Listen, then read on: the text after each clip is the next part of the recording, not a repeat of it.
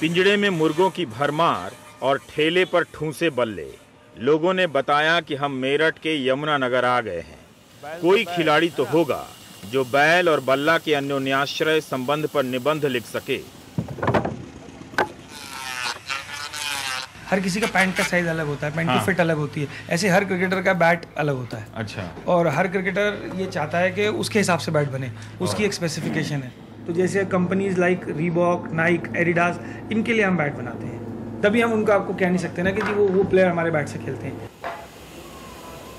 नमस्कार, मैं रवीश कुमार। जिस देश में क्रिकेट धर्म है, जुनून है, राष्ट्रवाद है और अफीम है, उस देश में क्रिकेट का सामान तैयार करने का काम रोज़मर्रा की दिहाड़ी से ज़्यादा कुछ भी नहीं है।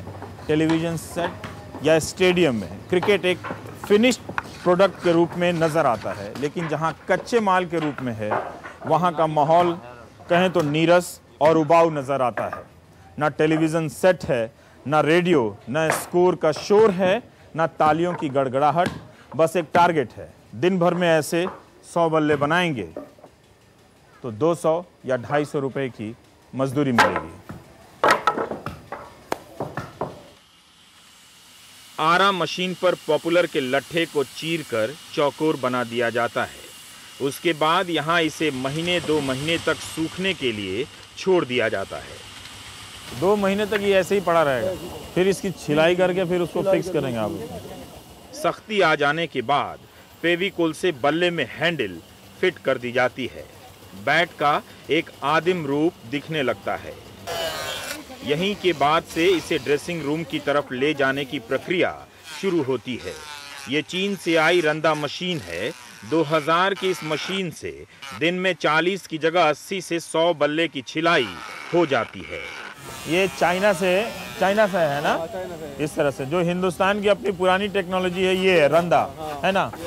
तो इससे जब छिलते थे तो एक दिन में कितने बैट की छिलाई करते थे? बहुत कम बने थे, 30 बल्ले 40 बल्ले बस। और इससे 100 हो जाते हैं, इससे 70-80 बल्ले बन जाते हैं। 70-80 बन जाते हैं।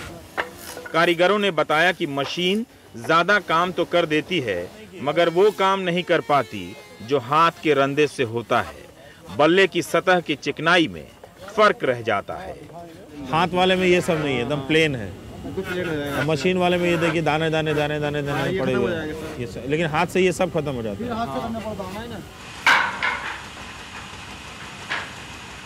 इस फैक्ट्री में धड़ाधड़ बल्ला बाहर निकल रहा है।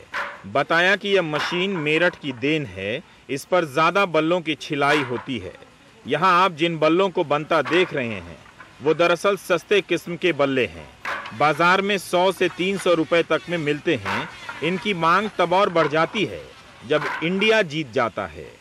जब इंडिया जीत जाती है डिमांड बढ़ती है, सब खुश रहते हैं, खुशहाल हो जाते हैं थोड़ा सा। अच्छा। पैसे की लोड प्लेट भी आने लगती है, खुशहाल हो जाते हैं सब लोग। उनका भी आगे से पेमेंट आने लगता है, हमें भी जल्दी जल्दी देते हैं, ये बनाओ वो बनाओ। रूप धारण करने के बाद बल्लों को रिक्शे पर लादा जाता है। एक रिक्शे पर 400 से 500 बल्ले आ जाते हैं। उसके बाद यहाँ इनकी रंगाई होती है। बल्ले को रंगीन बना दिया लोगों ने। हाँ जी, ये 2 साल से चल रहा है। ये 2 साल से चल रहा है जी। कारीगरों ने बताया कि आईपीएल के दौर में सफेद बल्ले की पूंछ कम हो गई, काले, नीले, पीले बल्लों के रंग हो गए। यहीं पर स्टिकर लगाकर या बाजार में बिकने के लिए तैयार हो जाता है। आईपीएल में जो कपड़े रंगीन हो गए क्रिकेट के, उसकी वजह से हुए हैं क्या कि बैट भी रंगीन हो गए?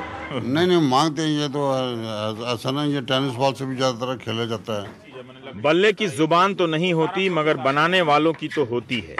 यमुना नगर के ज्यादातर बल्ला फैक्ट्री मालिक सैफी समुदाय के हैं और एक ही कुनबे के। ज्यादातर मजदूर दलित हैं और मुस्लिम भी। दलित एंगल इसलिए लाया कि जिस खेल का सामान दलित हाथों से तैयार होता है, उस खेल के मौजूदा टीम इंडिया में एक भी दलित खिलाड़ी नहीं है। खैर एवी कह दी ये बात जी, बात तो हमें सोहन सिंह से करनी है। दलित हैं और 11 घंटे में 100 बल्लों की छिलाई कर देते हैं, तब जाकर 2 रुपए प्रति बल्ले के हिसाब से 200 रुपए प्रति दिन की कमाई हो पाती है। बैट के हिसाब से मजदूरी मिलती है? बैट के हिसाब से। एक बैट की कितने मजदूरी? 2 रुपये। 2 रुपये। तो एक बैट को सफाई करने में कितना टाइम लगता है? ये लग जाएंगे 10 मिनट करेंगे। 10 मिनट। तो जितना करेंगे उतना गुना 2 मिलके 150 या 200 रुपये हो जाता है।